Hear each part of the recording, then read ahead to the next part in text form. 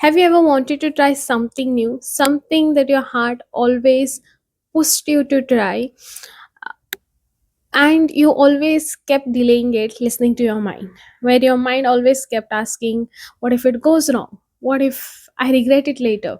What if it turns out to be something that I'm not able to handle? So, these kind of questions brought in so much of fear into your mind that you were not able to take any step later.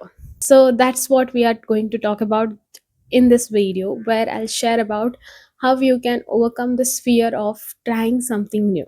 Hi, welcome back to my channel. This is Anusha Kanikar. You can call me a friend, a coach, or maybe someone who can understand you better.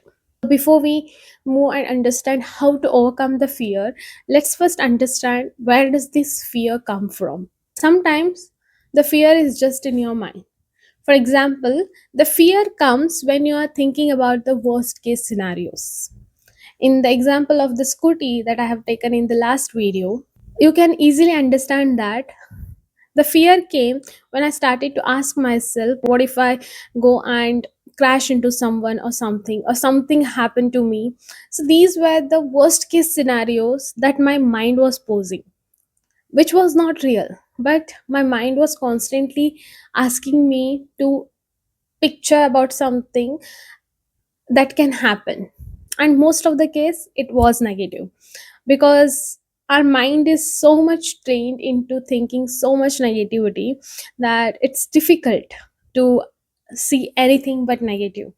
So the fear comes from the same place because we have all these fear of losing someone, fear of something happening to us, fear of leaving behind our loved ones. So there are a lot of fears that shows up in our mind when we are thinking about the worst case scenario. But if you see it in another way, if you're thinking about what else can happen when I'm learning to ride a scooty, the another case scenario can be where I finally learn to ride a scooty. But our mind doesn't want to focus on that. So fear basically comes from when we overthink over scenarios which we think can happen at the end. Like if you're trying to record a content, you might think about, what if people start to judge me, criticize me, there is a hate comments on my comment sections, what will happen? No, that's the worst case scenario. Someone is judging you and you don't want to get into it, or you feel like I'm just talking like a robot, which in my case had happened in the beginning. So that can be your fear. Or if you want to just appear for exam, there are lot many people who have this fear of examination. So there also the fear comes with, what if I fail? No, all the worst case scenario you're thinking about, that's where this fear enters into your mind, and this fear hijacks your thinking mind, and you're not able to think anything else but the negative thoughts. So first you have to understand, where does the fear coming from? If you're thinking to do anything, or if you want to try something new but you're not really able to take any action, sit with yourself and ask yourself, where does this fear comes from?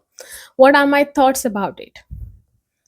Now, the best way you can really address them is, one, talk to your loved ones who you really trust, or you can just journal down it somewhere, so you know that you have given space for all these thoughts to exist. Or you can come take help of any of the professional like myself, the coaches, the guides who can help you with this. So try to bring that fear on the surface, give this fear a space to exist.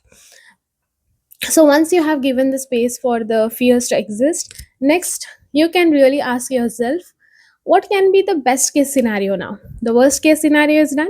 What's the best case scenario? As I said, in the scooty example, you will be able to ride the scooty. In the content example, you can grow, you can get subscriber, you can get followers.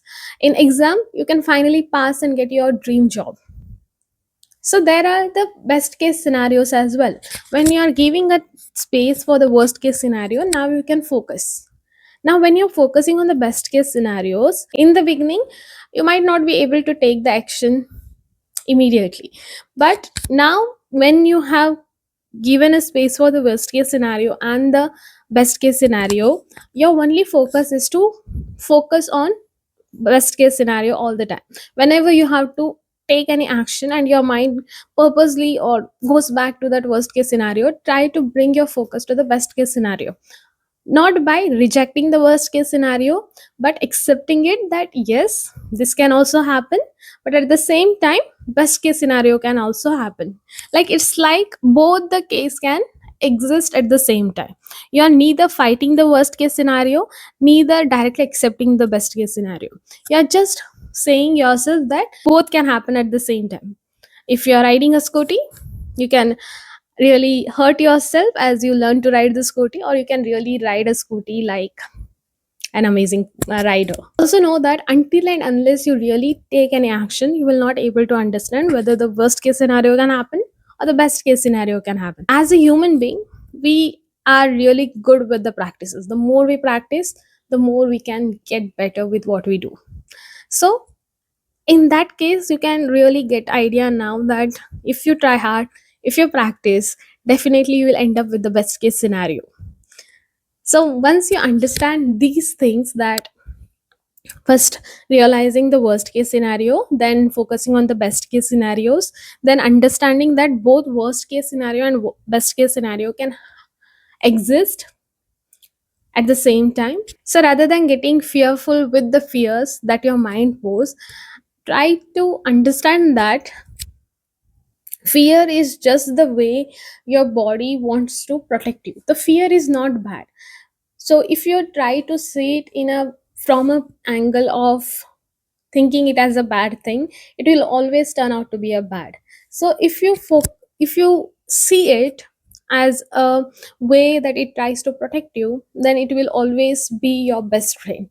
Because when you have a fear and when you know what that fear is, you can be little conscious around what can happen. See, let's consider you are learning to ride a scooty. I'll take an example of scooty because that's the experience that I have.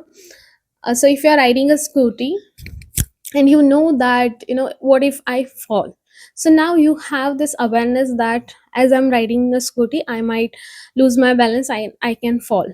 So now you're talking about this one fear with your trainer who is teaching you to ride a scooty, or it is in your mind, in your conscious mind now, that I might lose the balance and I might fall down as well. So you'll be a little more conscious now, you'll be a little careful to while you're riding the scooty. So when you're being careful, you will take the utmost care to not really lose the balance or not really fall down. So fear is not always bad. Fear is your best friend that can really guide you well and help you to achieve the success that you really desire. So always remember, if you're fearing out, that doesn't mean that you shouldn't try out. It just means that you are being little conscious now and you can do really well now. So if you ever fear with trying out anything new, always remember that fear doesn't stop you from anything. It just makes you a little aware about what might happen and where you should be a little careful about. So treat your fear as a best friend as I treat them all the time. So today's video, this was all about it. I hope you will be able to take a small action towards the thing that you want to try, keeping in mind that worst case scenario and the best case scenario both can exist at the same time. And the more you focus on the best case scenario, the more result you will get. So, with this, I'm taking a leave for today. Thank you so much for watching this video until now. This was Anusha Kanekar. Keep loving yourself, be happy, and be grateful.